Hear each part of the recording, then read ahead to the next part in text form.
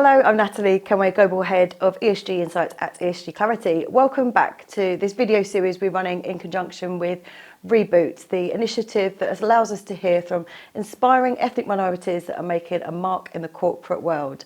Today, I'm delighted to be joined by Hannah Smith, Vice President of ETF Sales at State Street. Thanks so much for coming in. Our first interview in the studio for Reboot, so that's fantastic.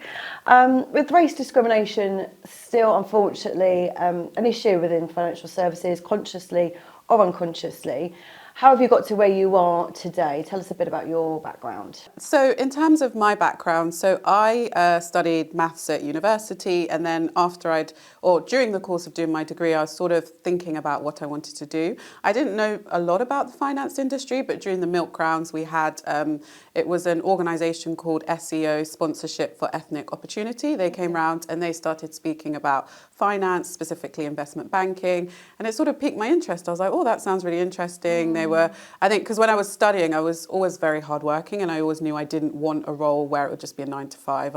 I wanted to give more and to be fully engrossed in whatever I was doing. And so then for me, investment banking sounded right up my street, what I wanted to do. So then I started looking for internship opportunities, and it was very easy for me to get job interviews, but where I was failing was not in securing an internship. And so I'd go to these interviews. My credentials were obviously supportive of the role, being a maths graduate, but I just kept getting rejected. And I'd go to interviews and I didn't have that natural rapport. Like a lot of my classmates, they went to the same schools, or their dads knew somebody, whereas for me it was like I'd go there and I'd really struggle to find common ground, and I just wasn't really getting that sort of rapport. But I think what really helped me was my self-belief. I was like, I'm good enough to be here, I'm super smart. If everybody else is able to get these opportunities, why not me? And that's what really kept me motivated, and that's what ultimately allowed me to secure my first offer, because I didn't give up. But I think for a lot of people who maybe wouldn't have that self-belief, or I don't know where I got it from, but I was just like super resilient. So I think, a lot of people, it'd be very easy to just, be like, okay, this isn't for me. But for whatever reason, I just kept going. Oh, fantastic. It's interesting to hear about that, and that some of these programs we're talking about, the financial services industry, and coming out to young people actually working because you're here now. Yes. That's great. So what would you see are the barriers for progression for ethnic minorities to progress in this industry? And maybe talk about some of the challenges, mention some challenges you've had already, but have there been anything else what you've overcome? Yeah, definitely. I'd say probably the two key challenges I faced was a lack of role models within the industry, and then also a lack of sponsorship. And I guess I'll talk about both separately. Yeah. But as I mentioned before, it was very difficult for me when I was interviewing. There was nobody who looked like me, who had the same experiences as me. And so that was a barrier in itself. And actually, I probably didn't elaborate during the answer to the first question. So I kept having these rejections, but it was through this organisation, SEO, who facilitated interviews with Goldman Sachs. And it was after having their support, and they gave me a bit of guidance as well in terms of like interview prep. That's when I was able to secure a full-time job offer. So without that, I wouldn't be where I am. Well, I definitely wouldn't be where I am today. So super grateful that programs like that existed before. It's not like it is today. I think there's a lot more focus on obviously inclusion and diversity, but back then it was a real rarity to have that support. So I'm super grateful for that. And then secondly, sponsorship. So when I think about my career, where it's really elevated is when I've had somebody sponsor me, a senior executive. And there's a real difference between sponsorship and mentorship, because mentor is somebody, they'll give you advice and they'll give you guidance. Whereas sponsors do that, but they advocate for you in the rooms that you're not in. So it's like CEOs, it's like senior executives on the management committee, and they are the ones who will advocate for you and put you forward for opportunities. Okay. Thanks for explaining the difference. Yeah, so I think it's a real key difference. And when I was younger, I didn't even know what it meant. I was like, why would somebody advocate for me who doesn't, what's in it for them? And I think a lot of ethnic minorities struggle with that as well, because I think often it will come naturally for other individuals. Somebody will sponsor them, and it won't necessarily be, it's not always named officially as a sponsor, but it's just somebody who sees something in you and advocates for you.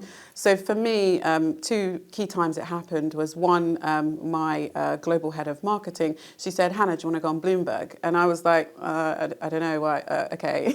So I was super nervous. I was like, why would I go on? What, you know, the self-doubt kind of creeps in. And then I was just like, say yes.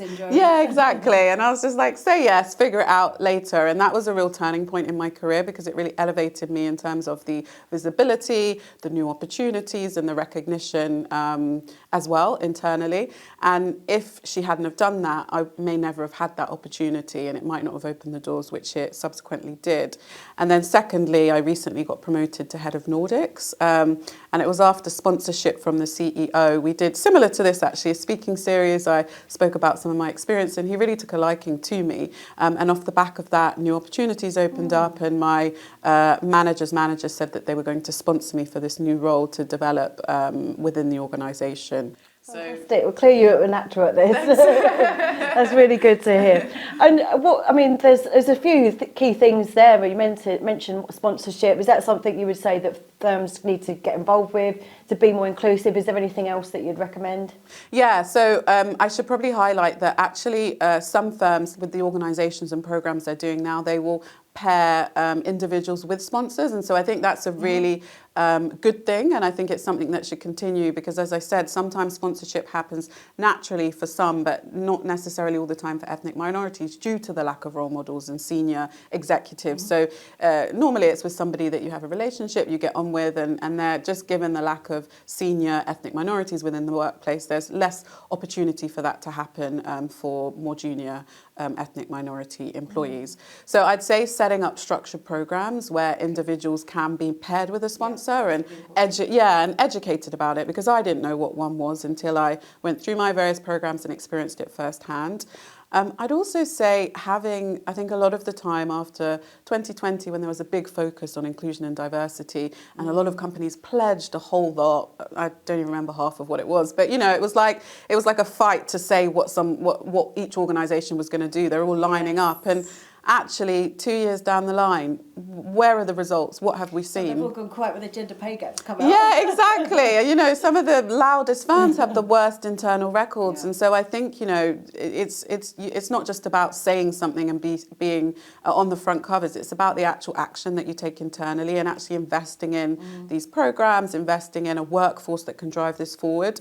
Personally, what I found is a lot of the work falls on ethnic minorities because they are passionate about it and they do it alongside their day job. But actually, I was talking to a friend yesterday who said she actually really pushed back on it. She's an ethnic minority female, because she was like, yeah, it's great you want to hear from me and you want to hear about all my experiences and all the trauma, but actually this is just an additional job that I'm not getting paid for. That's detracting from my actual job, which is where I'm getting measured.